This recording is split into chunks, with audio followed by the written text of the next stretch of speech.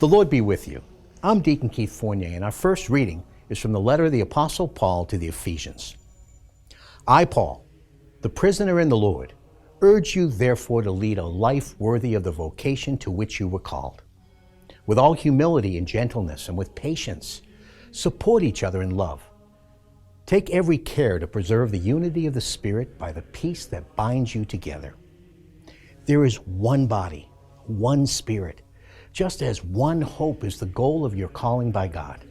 There is one Lord, one faith, one baptism, and one God and Father of all, over all, through all, and within all.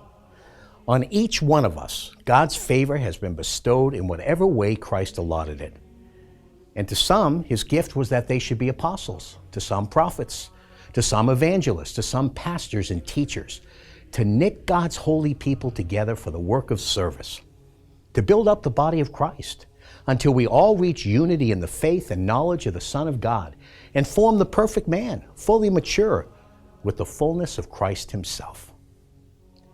In our response from Psalm 19, day discourses of it today, night to night, hands on the knowledge. No utterance at all, no speech, not a sound to be heard, but from the entire earth, the design stands out. This message reaches the whole world. High above, he pitched a tent for the sun, who comes forth from his pavilion like a bridegroom, delights like a champion in the course to be run. A reading from the Holy Gospel according to St. Matthew.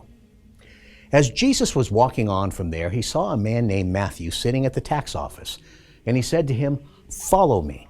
And he got up and followed him. Now, while he was at table in the house, it happened that a number of tax collectors and sinners came to sit at the table with Jesus and his disciples. When the Pharisees saw this, they said to his disciples, "Why does your master eat with tax collectors and sinners?" When he heard this, he replied, "It is not the healthy who need the doctor, but the sick. Go and learn the meaning of the words, 'Mercy is what pleases me, not sacrifice.' And indeed, I came to call not the upright, but sinners." The Gospel of the Lord.